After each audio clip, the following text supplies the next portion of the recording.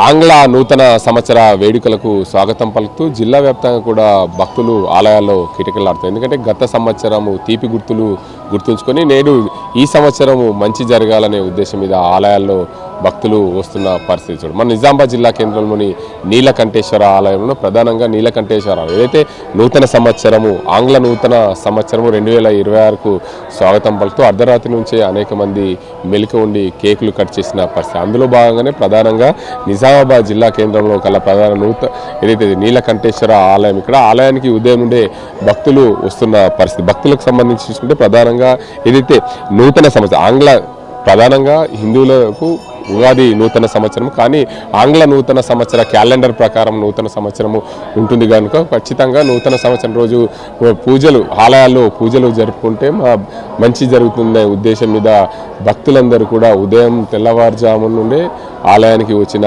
పరిస్థితులు నెలకొన్నాయి. మొత్తానికి చూడొచ్చు, ఏదైతే గత సంవత్సరం స్మృతులన్నీ కూడా నెమరేసుకుంటారు, అంటే తీపి గుర్తులన్నీ కూడా గుర్తుంచుకొని చేదు అనుభవాలను ప్రారదోలి తీపి గుర్తులతో పాటు ఈ ఆలయానికి భక్తులు వస్తుంటారు. ప్రధానంగా నిజామాబాద్ జిల్లా కేంద్రంలో అనేక మంది ఆలయానికి వస్తుంటారు. అందులో భాగంగానే విద్యార్థులు కూడా ఏదైతే మా చదువు బాగుండాలి, మేము బాగుండాలి, మాతో పాటు మా కుటుంబాలు, మా ఉపాధ్యాయులు అందరూ బాగుండాలనే ఉద్దేశం మీద చాలామంది విద్యార్థులు ఈ స్కూల్ నుంచి ఇక్కడికి వచ్చి ఆలయాన్ని మొదటి సంవత్సరం ఏదైతే ఆంగ్ల నూతన సంవత్సరం 2026కు స్వాగతం పలుకుతూ ఇక్కడికి వచ్చిన పరిస్థితుల్లో ఇక్కడ